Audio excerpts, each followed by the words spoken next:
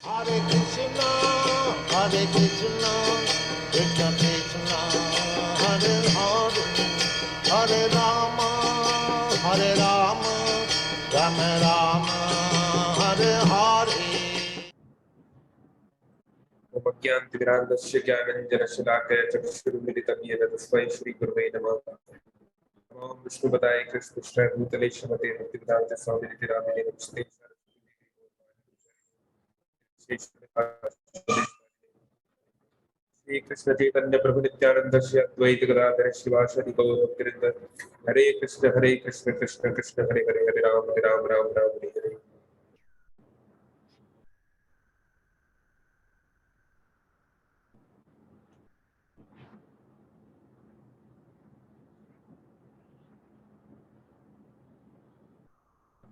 हरे कृष्ण,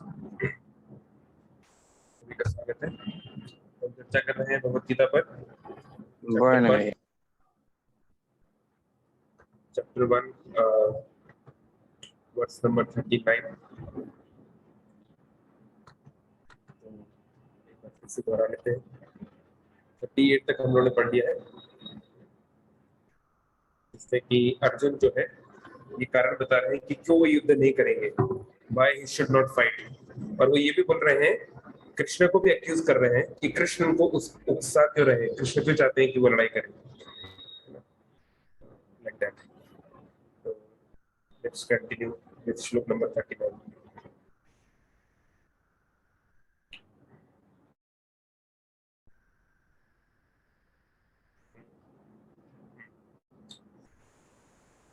कुलशय प्रणश्यन्ति कुलधर्मा सनातनः, धर्मे नष्टे कुलं कृत्स्नम् अधर्मो अभिभवति उत।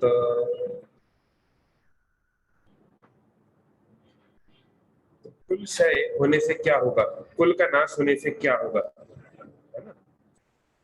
कुल का क्या अर्थ होता है, जैसे परिवार और कुल में क्या अंतर है जानते हैं? What is the difference? परिवार और कुल में क्या अंतर होता है, कोई बताना चाहेंगे? अनम्यूट कर सकते हैं अपने आप को। कुल, हरे कृष्ण प्रभु जी, दंडवत प्रणाम। बोलिए। हरि बोल। हाँ कहिए। जी एक्चुअली कुल नाश होने से वर्ण संकरण मतलब बच्चा पैदा होता है, मतलब जो नारी है वो किसी का अधीन में रहना चाहिए। हमारा प्रश्न था कि कुल मतलब होता क्या है, what do you mean by कुल? कुल का नाश होना वो अलग बात है, पर कुल है क्या चीज? कुल और परिवार में क्या क्वेश्चन क्या है? कोई बात नहीं। तो कुल का अर्थ है एक्सटेंडेड फैमिली, है ना। जैसे भगवान कृष्ण जिस गांव में पले बड़े उसका नाम है गोकुल। तो गोकुल मतलब गौ मतलब गाय, गाय का कुल। कई बार हम लोग शब्द यूज करते हैं ना, जैसे हिंदी में जो यूनिवर्सिटी के कुलपति होते हैं, चांसलर को कुलपति बोलते हैं। तो कुल मतलब एक्सटेंडेड फैमिली। तो जरूरी नहीं कि वो हमारे खुद के भाई बहन हो या बड़े पापा चाचा वगैरह हो, मतलब दूर के रिश्तेदार को भी कुल में इंटरटेन किया जाता है, उनको माना जाता है, इसी के अंडर माना जाता है। तो अर्जुन बोल रहे हैं कि अगर हम उस कुल का नाश करेंगे, अगर उसका क्षय होता है तो हमारा क्या होगा? कुल धर्म जो सनातन परंपरा में जो हमारा धर्म चला आ रहा है, हमारे कुल का धर्म चला आ रहा है, उसका नाश हो जाएगा। तो देखिए बहुत सारे परिवारों में, और खासकर ये तो एक क्षत्रिय परिवार है, जैसे हम अपना एक पर्सनल आपको अनुभव बता रहे हैं कि आज से करीब शायद 7-8 साल पहले की बात है, और हो सकता है आप में से कई लोगों ने अपने जीवन में इस बात को अनुभव किया हो कि जैसे हमारे उत्तर भारत में क्या होता है, किसी व्यक्ति की मान लीजिए मृत्यु हो गई परिवार में, तो लोग गंगा किनारों पे जाते हैं, खासकर प्रयागराज, इलाहाबाद, ये सब, और वहां जाके उनकी जो एशेज होती है, उनकी जो राख है, उसको शरीर उसको जो है गंगा जी में समाहित करते हैं। तो आप जब जाएंगे तो वहां पर बहुत सारे पंडा लोग होते हैं, नहीं ब्राह्मण लोग। तो आप किस राज्य के, किस डिस्ट्रिक्ट से, किस जगह से आए, कौन से परिवार से आए, अगर आप उनको बता देंगे तो वो आपको पूरा फैमिली लीनेज खोल के दे देंगे। हाँ, आपके दादाजी ये थे, वो यहाँ आए थे इस जमाने में, उनके परदादा का नाम ये था, उनके ये था, ये था, पूरा वो एक करके बताएंगे, नहीं। और ऐसे ये तो बहुत बड़ी परंपरा है। ये जो कौरव वंश है, ये तो चंद्र वंश का एक बहुत बड़ी ब्रांच है, तो इनकी परंपरा की तो बहुत ख्याति है। तो अर्जुन बोल रहे हैं कि एक छोटे से हमारा थोड़ा सा राज्य ले लिया, हमको थोड़ा सा परेशान कर दिया, इसके लिए क्या हमें पूरा इतना बड़ा हमारा जो परिवार का, जो हमारा कुल का जो परंपरा चली आ रही है, क्या उसको नष्ट कर देना कि ठीक है? नहीं, ये तो अधर्म होगा, ये तो अधर्म रहेगा। क्यों? क्योंकि जब कुल के रक्षक लोग खत्म हो जाते हैं तो बाकी के लोग अधर्म में विलीन हो जाते हैं। तो बहुत अच्छी पॉइंट लग रहा है ये सुनने में कि भाई चलो ठीक है, हमको थोड़ा उन्होंने परेशान कर भी दिया, थोड़ा बहुत हमको दुख दे भी दिया, है ना, थोड़ा बहुत हमको वनवास दे भी दिया, थोड़ा बहुत हमें, लेकिन इसके लिए क्या हम हमारे गौरवशाली चंद्रवंश को विनाश कर दें? अर्जुन का ये काफी एक भावनात्मक, इमोशनल बात वो बोल रहे हैं। तो यहाँ पर परपट में श्रील प्रभुपाद एक्सप्लेन कर रहे हैं कि ये जो भी संस्कार होते हैं परिवार में, जो प्यूरिफिकेशन होती है, शास्त्र बोलते हैं जन्मना जायते शूद्रा। हर व्यक्ति जन्म से अज्ञानी है। हम में से कोई भी व्यक्ति, चाहे हम लोग एल्बर्ट आइंस्टीन भी क्यों ना हो, जन्म होते ही हमारे, ऐसा नहीं था कि जब माँ के गर्भ से बाहर निकले तो एल्बर्ट आइंस्टीन जो है गर्भ के बाहर निकलते ही जो है, ए हट जाओ, E = mc², ऐसा नहीं होता है, नहीं। हर कोई व्यक्ति जो है जन्म से अज्ञानी होता है। संस्कारात् भवेत् द्विजा, और वो संस्कारों से, प्यूरिफिकेशन से उसका एक नया जन्म होता है। अब वो संस्कार चाहे सही दिशा में हो चाहे गलत दिशा में हो। तो इसी प्रकार से ये सब संस्कार करने के लिए परिवार के बड़े लोगों की आवश्यकता है, वृद्ध लोगों की आवश्यकता है। लेकिन अगर परिवार के बड़े चले जाएं तो क्या होता है, ये सब संस्कार रुक जाते हैं और जो युवा है उस परिवार के, वो गलत आदतों में पड़ जाते हैं। इसलिए हम लोग कहते हैं ना कि जो बच्चे अनाथ होते हैं या जिनके माता पिता जो हैं, कई बार आजकल तो ऐसा हो गया कि माता पिता अलग अलग रह रहे हैं, है ना, उनके बीच में डिवोर्स हो गया या नहीं बनती, या आजकल जो न्यूक्लियर फैमिलीज बन गई हैं, है ना, कि भाई लोगों के पास समय ही नहीं है ना। तो जब बच्चों को समय नहीं मिल पाता है या फिर युवाओं को भी समय नहीं मिल पाता है, डायरेक्शन नहीं मिल पाती, तो वो अक्सर गलत दिशा में चले जाते हैं। तो इसलिए परिवार के वृद्ध लोगों का होना कितना आवश्यक है। तो खासकर अर्जुन के केस में भीष्म पितामह है, द्रोणाचार्य है, ये सब जो बड़े हैं, इन सब का रहना बहुत आवश्यक है उनके कुल के आगे के विकास के लिए। तो वो बहुत अच्छी बात यहाँ पे अर्जुन बोल रहे हैं कि कैसे हम उनके खिलाफ हो जाए, कैसे हम उनको मार दें। तो ये बहुत महत्वपूर्ण बात वो कह रहे हैं कि एक बड़े लोग का होना बहुत आवश्यक है। तो हम देख सकते हैं अर्जुन कितने ग्रेटफुल हैं सबके प्रति, है ना। चलिए नेक्स्ट श्लोक देखते हैं, 40वां श्लोक। अधर्माभिभवात् कृष्ण प्रदुष्यन्ति कुलस्त्रियः स्त्रीषु दुष्टासु वार्ष्णेया जायते वर्णशंकरः। तो बोल रहे हैं कि हे वार्ष्णेय, भगवान कृष्ण का एक नाम है वार्ष्णेय। वार्ष्णेय मतलब ऋषि वंश के, वृष्णि वंश के। तो एक चंद्र वंश में एक महान, एक अलग अलग ब्रांचेस है, तो भगवान वृष्णि वंश में आते हैं। वृष्णि वंश के सतवत क्लैन में भगवान का जन्म हुआ है, इसलिए भगवान का नाम है सतवतपति। तो भगवान कृष्ण को वो बोल रहे हैं कि जब अधर्म बढ़ जाता है परिवार में तो क्या होता है, उस परिवार की स्त्रियां जो है अपवित्र हो जाती हैं, और अगर स्त्री अपवित्र हो जाए तो उससे वर्ण शंकर का प्रवृत्ति होती है। तो ये थोड़ा से टेक्निकल वर्ड्स हैं, लेट्स सी इनटू इट। तो देखिए, ऐसे एक फिलोसफर ने कहा है, एक परिवार में अगर परिवार का मुखिया जो पुरुष है, मान लीजिए वो अगर बिगड़ जाए तब भी अगर उस परिवार की माँ नैतिक है, धार्मिक है, तो वो परिवार को एक साथ रख सकती है। लेकिन अगर परिवार में स्त्री ही अगर धर्म विरुद्ध हो जाए, अगर नैतिकता का पाथ छोड़ दे, तो फिर उस घर को बचाना संभव नहीं है। तो सामान्य तौर पे उस घर के सभी लोगों की हालत खराब होने वाली है। तो इसलिए ये बहुत महत्वपूर्ण है और इसको हम देखते भी हैं कि इसलिए जैसे कि उदाहरण के तौर पे चाणक्य पंडित ने रामायण को स्त्री प्रसंगता बोला है।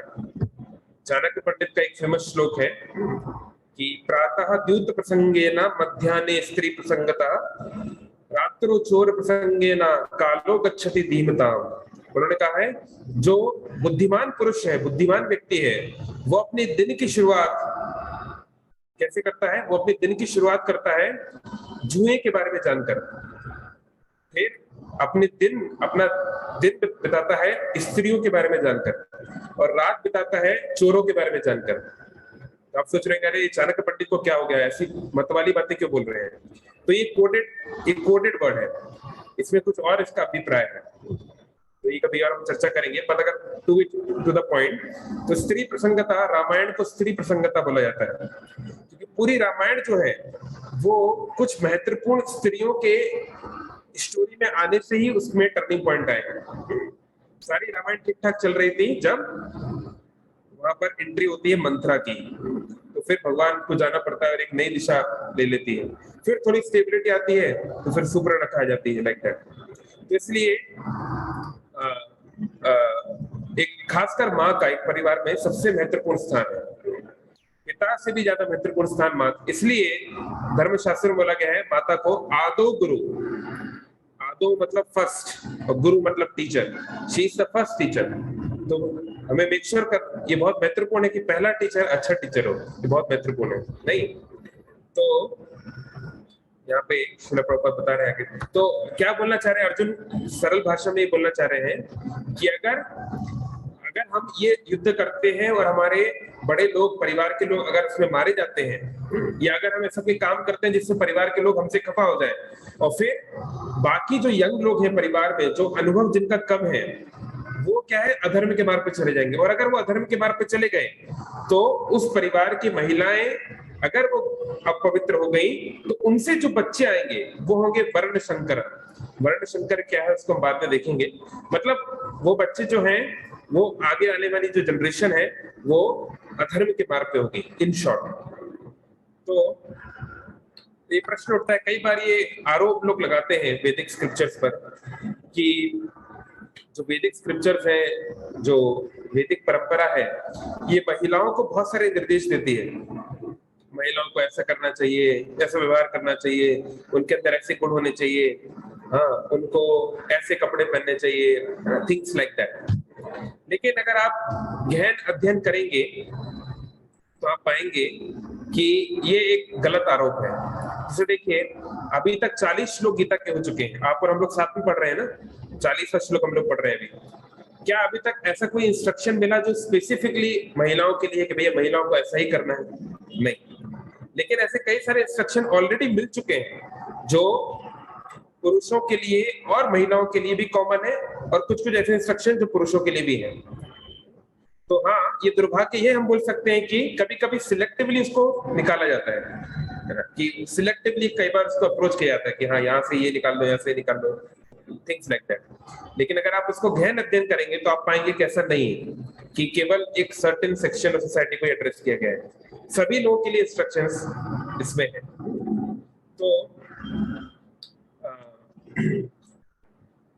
तो यहाँ पर ये बताया गया है कि जैसे आगे चल के हुआ भी हम देख भी रहे हैं कि जब क्षत्रियों में क्यों पॉलीगैमी होता था, मल्टीपल मैरिजेस होती थी। आप देख रहे हैं कि चाहे दशरथ महाराज हो, भगवान राम के पिता, उनके मल्टीपल वाइफ्स थी, बहुत सारे अन्य किंग्स जो रहते हैं उनके मल्टीपल वाइफ्स रहते हैं। ऐसा क्यों? कई बार लोग ये भी प्रश्न पूछते हैं कि भाई ये पॉलीगैमी अलाउड क्यों है, वैदिक कल्चर में ऐसा क्यों है कि राजा लोग जो है इतने विवाह कर रहे हैं? तो आप देखेंगे ये मोस्टली क्षत्रिय में ये कल्चर था। आप आप देखेंगे ब्राह्मणास में, वैश्यों में और शूद्रों में भी इतना ज्यादा ये कल्चर के ऐसे कोई एविडेंस नहीं मिलते हैं, लेकिन क्षत्रियों में काफी मिलता है। क्यों? क्योंकि क्षत्रिय, हमको लगता है कि राजा बनना बहुत अच्छा है, it's very great to be the king, पर राजाओं की जिम्मेदारी भी सबसे ज्यादा होती है। तो इसको आप खुद स्टडी भी कर सकते हैं, और आप खुद अपने रैशनैलिटी से अगर प्रयास करें तो आप देख भी सकते हैं एक्चुअली क्षत्रियों की जो एवरेज एज है वो सबसे कम है। क्योंकि कोई भी युद्ध होगा तो क्षत्रिय जो वॉरियर है उसको आगे जाके लड़ना पड़ेगा, ये उसकी जिम्मेदारी है कि वो छता त्रायते इति क्षत्रिय, जो छत से त्राता है, जो छत मतलब चोट से बचाता है, इसको क्षत्रिय बोलते हैं। तो इसलिए क्षत्रिय का काम था, दोनों आर्मी और पुलिस मॉडर्न फॉर्म में जो होता है वो दोनों क्षत्रिय करते थे। तो इसलिए ये बहुत नॉर्मल होता था कि कई बार यंग क्षत्रिय लड़के जो है वो मारे जाते थे। तो कई बार जो है उनकी लाइफ रेंज बहुत लंबी नहीं होती थी। तो इसलिए क्षत्रिय महिलाओं का विधवा होना एक काफी नॉर्मल कैरेक्टर था, कई बार ऐसा होता था, है ना। तो फिर इसलिए क्षत्रियों में ये मल्टीपल मैरिजेस का कॉन्सेप्ट है कि जो है कि क्योंकि जनरली एक ही वर्ण के विवाह एक ही वर्ण में होता है, तो क्षत्रियों के उस अनुपात को भी, उस पॉपुलेशन डिफरेंस को भी मैच करने को। और दूसरा ये भी है कि ये वर्णाश्रम की जो व्यवस्था है ये केवल वर्ण, कई लोग वर्ण के ऊपर बात करते हैं, मतलब जाति प्रथा, कास्ट सिस्टम, इस पर कभी और डिस्कशन करेंगे। वर्ण और कास्ट सिस्टम तो एक नहीं है, और फिर भी लोग जनरली वर्ण की ही बात करते हैं, लेकिन कहीं पर भी शास्त्रों में वर्ण का ऐसा अलग से डिस्क्रिप्शन नहीं आएगा। वर्ण और आश्रम हमेशा साथ में चलता है। कहीं पर भी आप देखिए किसी भी जगह पे जहाँ वर्णन आएगा तो वर्ण जो है वो है सोशल स्टेटस, और आश्रम जो है वो है फेज ऑफ लाइफ, तो दोनों साथ में चलता है। तो ये हम लोग वर्णाश्रम पे आगे चल के 3rd चैप्टर में बहुत डिटेल में बात करेंगे, लेकिन एकदम शॉर्ट में यहाँ पर हम इसको लेंगे। तो वर्णाश्रम व्यवस्था में ये बहुत महत्वपूर्ण है कि किस प्रकार के लोग आपस में विवाह में या लॉन्ग टर्म रिलेशनशिप में मिल रहे हैं, है ना। तो जनरली कोशिश ये होती है कि ब्राह्मण का विवाह ब्राह्मण से हो, क्षत्रिय का क्षत्रिय से हो, एंड सो फोर्थ। तो ये क्या मतलब है? क्या ये कास्ट सिस्टम है? नहीं, क्योंकि वर्ण आश्रम व्यवस्था कैसी है? भगवान खुद गीता में आगे श्लोक आएगा, चातुर्वर्णम मया सृष्टा गुण कर्म विभागशः, ये चारों वर्ण मैंने बनाए हैं जो गुण और कर्म के आधार पर है। गुण मतलब क्वालिटी और कर्म मतलब वर्क, है ना। जैसे कि भारत में बहुत सारे डिविजन्स हैं सरकार ने किए हैं। कुछ लोगों को हेल्थ केयर सेक्टर में है, कुछ लोग इंजीनियरिंग सेक्टर में है, कुछ लोग टीचर्स हैं, लाइक दैट। तो उनके खुद के गुण और कर्म के अनुसार है। तो कोई व्यक्ति जो है वो डॉक्टर के घर पे जन्म लिया है, डॉक्टर का बच्चा जरूरी नहीं कि डॉक्टर हो, हाँ उसके अच्छे चांसेस हैं, क्योंकि बचपन से वो देख रहा है माता पिता दोनों डॉक्टर हैं, उनके पास सारी सुविधाएं हैं, सारा उसको अनुभव हो रहा है बचपन से, तो एक अच्छे चांसेस है कि वो डॉक्टर बन सकता है अगर वो चाहे तो, लेकिन जरूरी नहीं कि वो बन ही जाएगा। ऐसे ही संस्कारात् भवेत् द्विजा, वेद पाठ भवेत् विप्रो, विप्र वो है, ब्राह्मण वो है जो वेदों का पाठ करता है, जिसको शास्त्रों का ज्ञान है। केवल नाम से चतुर्वेदी त्रिवेदी लगा देने से कुछ नहीं होगा। उनसे पूछिए क्या ब्राह्मण है? हाँ ब्राह्मण है। अच्छा ब्राह्मण क्यों है? हमारा नाम चतुर्वेदी है। अच्छा तो चतुर्वेदी चारों वेदों का नाम भी पता है आपको?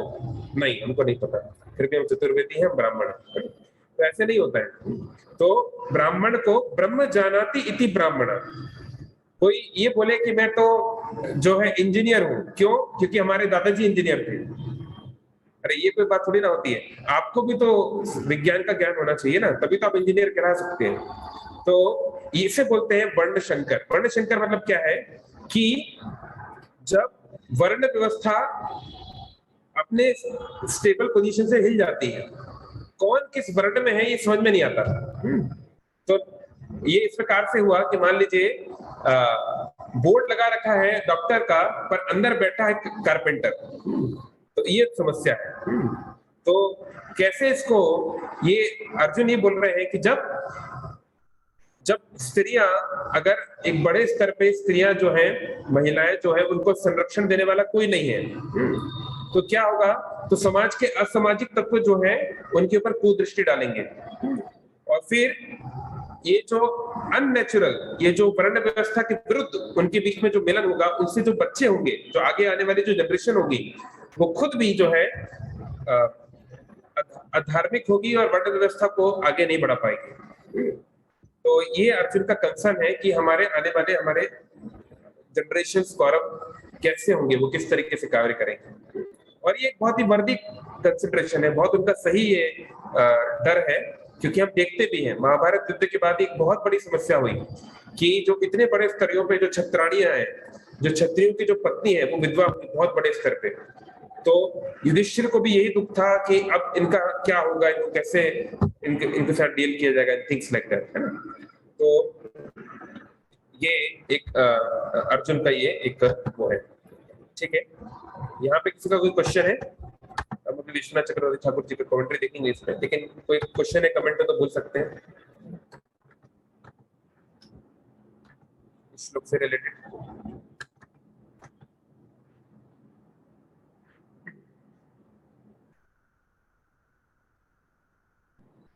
कोई नहीं, ठीक है। तो इसी श्लोक के ऊपर क्या आचार्य बता रहे हैं, थोड़ा उसको अपन ध्यान से देखने का प्रयास करेंगे।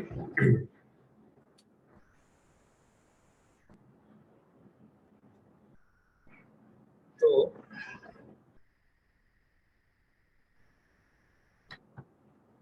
ये पॉइंट्स हम देख लिए।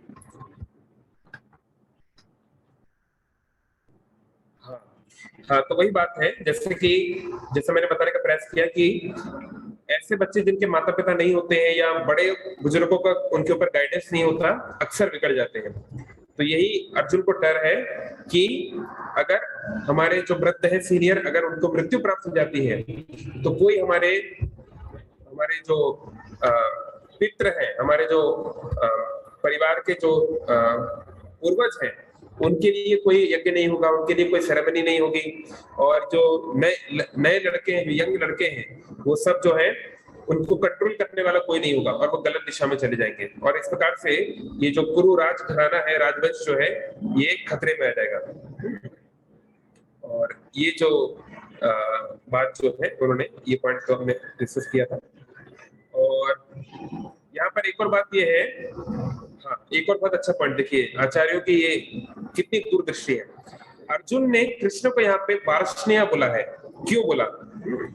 तो विश्वनाथ चक्रवर्ती ठाकुर बता रहे हैं, अर्जुन कृष्ण को पूछ रहे हैं, कृष्ण आप वार्ष्णेय हो, आप वृष्णि वंश के हो, चंद्रवंशी हो, बहुत बड़े परिवार से आप आ रहे हो, तो आप अपने परिवार की यश को, समृद्धि को बढ़ाना चाहते हो। बहुत नेचुरल बात है भाई, हर व्यक्ति अपने परिवार का कुल का रोशन करना चाहता है।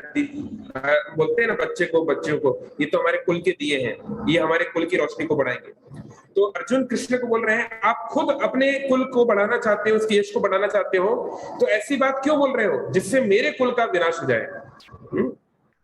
तो वो कृष्ण को पूछ रहे हैं, आप वार्ष्णेय हो और वृष्णिवंशी हो, तो आप भूल गए क्या कि मैं कौरव हूं? आप ऐसी बात क्यों बोल रहे हो? आप इस तरीके से क्यों, आप अगर हमारे लोग मारे जाएंगे तो हमारी कौरव स्त्रियों का क्या होगा?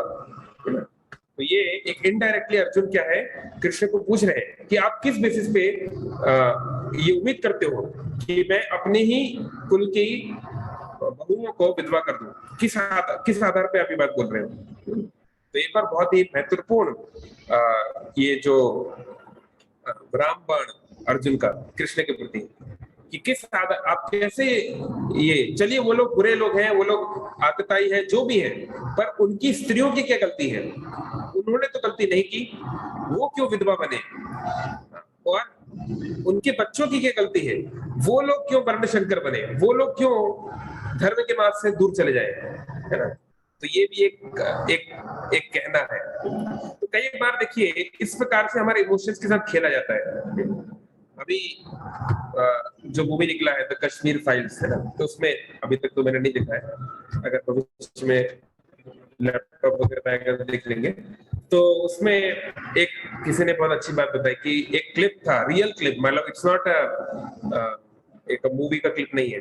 तो एक पत्रकार ने, एक भारत के बहुत बड़े चैनल का, चैनल की महिला पत्रकार ने, उसने इस तरीके से रिपोर्टिंग की थी जिस समय ये हुआ था, उसके बाद जब उन्होंने जो भी रिपोर्ट करना चाह रहे थे, कि क्योंकि कश्मीरी पंडित लोग वहां पर बड़े बड़े जमींदार थे, बड़े बड़े बाग जो होते हैं, बड़े बड़े जो गार्डन हैं एप्पल वगैरह के, उसके वो लोग मालिक थे, और क्योंकि ये बहुत सारे मुस्लिम लोग जो है वो बेचारे गरीब वर्कर्स थे वहां पर, और वर्कर्स की कई बार सूझबूझ नहीं ली जाती, उनका अच्छे से टेक केयर नहीं हो पाता, उनके परिवार दुख में है, थिंग्स लाइक दैट।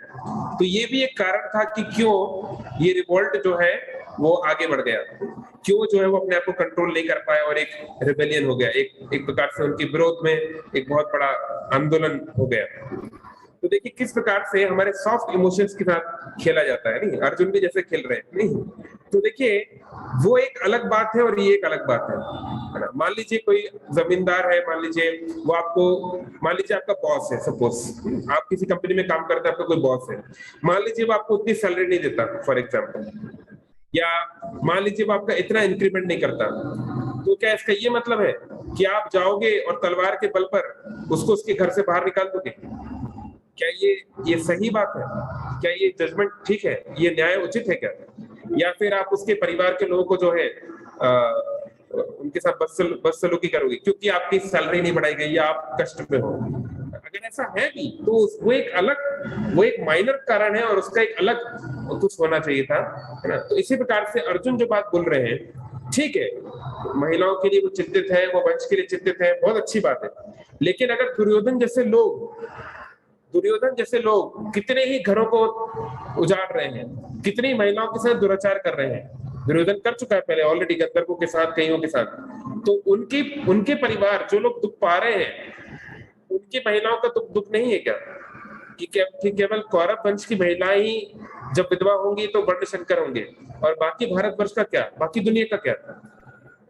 तो ये अर्जुन को ये सब उत्तर दिए जाएंगे, कृष्ण उनको ये सब बहुत अच्छी तरह समझाएंगे, बहुत टाइट लैंग्वेज में।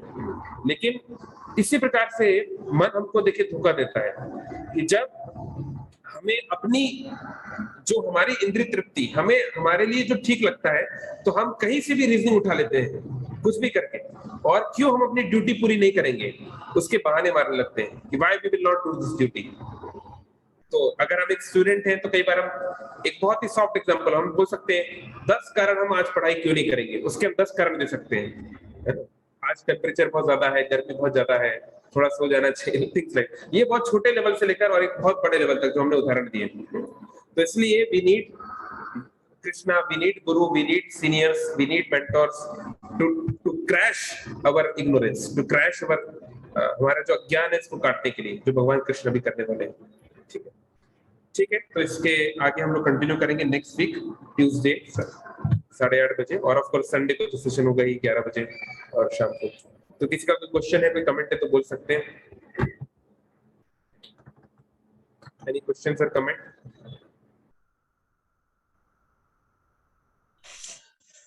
प्रभु जी हरे कृष्ण। प्रभु जी मेरा एक क्वेश्चन था, एक्चुअली जब मृत्यु आती है तो जो भी धर्म को अच्छे से पालन करते हैं, मतलब जो कश्मीरी पंडितों का एक साथ ही हजारों लोगों को मारा गया, तो एक साथ कैसे इतने लोग, मतलब वो तो धर्म को पालन करते थे, वो सब करते थे, क्यों इनका इससे मृत्यु हुआ? Thank you. ओके, हाँ देखिए, अब आप महाभारत में देख रहे हैं ना, पांडवों की स्टोरी आपने देखा, पांडवों से बड़ा पुण्यशाली भक्त कौन हो सकता है? पर उन्होंने कितने कष्ट झेले, नहीं उनके ही परिवार के, पांडव परिवार के दिए अभिमन्यु को इस प्रकार से मारा गया, जैसे भेड़िए मिलके एक शेर को मारते हैं, है ना, साथ साथ महारथियों ने मिलके मारा। तो ये सब शास्त्र में ऐसे उदाहरण इसलिए हैं, ये समझने के लिए कि देखिए हम सभी के साथ जो कुछ भी होता है उसका एक कारण होता है। जैसे अभिमन्यु 16 साल की उम्र में वो क्यों मर गया? क्योंकि अभिमन्यु को केवल 16 दिन के लिए यहाँ भेजा गया था उसके पिता के द्वारा, चंद्रदेव के द्वारा। So he was here only for 16 days, और हेवनली प्लैनेट का एक दिन जो होता है यहाँ के 1 साल के बराबर होता है। तो कहने का तात्पर्य है कि कोई भी व्यक्ति अगर हमारे साथ कुछ गलत हो रहा है, चाहे हम कश्मीरी पंडित हो, चाहे हम हो, चाहे कोई भी हो, ये हमारे ही कर्मों का फल है। लेकिन इसका ये मतलब नहीं कि हम लोग ये बोले अरे अरे तो ठीक है, उनके कर्मों का फल उनको मिलने दो, नहीं, वो उनके पास कर्मों का फल हो सकता है, लेकिन अभी हमारी ये ड्यूटी, हम सबकी ड्यूटी है कि let how we can help them. जैसे डॉक्टर, मान लीजिए आपने बहुत सारा अनाप शनाप खाना खा लिया, आपको फूड पॉइजनिंग हो गई, आप डॉक्टर के पास आए, तो डॉक्टर जानता है क्योंकि आपने गलत खाना खाया है इसलिए आपको फूड पॉइजनिंग हुई है। लेकिन डॉक्टर का एटीट्यूड क्या होता है? क्या डॉक्टर ये बोलता है अरे सिद्धांत तुम तो इतना गलत तरीके से, तुम्हारी लाइफस्टाइल खराब है, तुम कुछ भी खाते पीते रहो, जाओ तुम जाओ दुख पाओ, तुम सड़ो, मैं तो ये चाहूंगा? कभी डॉक्टर ऐसा बोलता है? नहीं। डॉक्टर बोलता है ठीक है जो हुआ सो हुआ, कोई बात नहीं, अब इस लाइफस्टाइल को अपनाइए, ये टैबलेट लीजिए, ये खाने पीने पे ध्यान दीजिए, भविष्य में आप ठीक हो जाओगे। नहीं। तो ऐसे ही हम सब लोगों को थोड़ा सुख और दुख मिलने वाला है हमारे पूरे पुराने कर्मों के कारण, और कई बार हमें एज अ कलेक्टिव कर्म मिलता है। जैसे कोई अर्थक्वेक आता है तो सारा शहर तबाह होता है, कोई अच्छी चीज होती है तो सारे शहर को भी मिलती है, लाइक दैट। तो ये कलेक्टिव कर्म इसको कहते हैं। तो ठीक है, इसमें कोई डाउट नहीं कि कश्मीरी पंडितों के साथ भी जो भी हुआ, it was also there karma, but अब हमें ये सोचना चाहिए कि how we can help them, like that, है ना? ओके।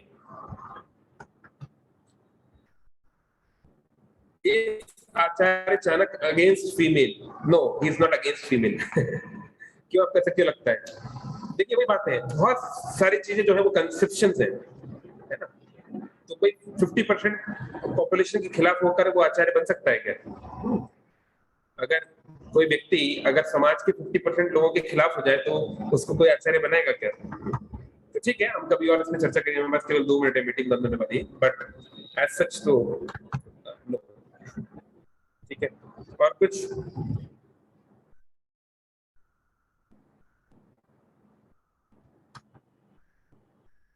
नहीं? ठीक है, thank you all very much. Hare Krishna Krishna Krishna Hare Hare, Hare Ram Ram Ram Hare Hare.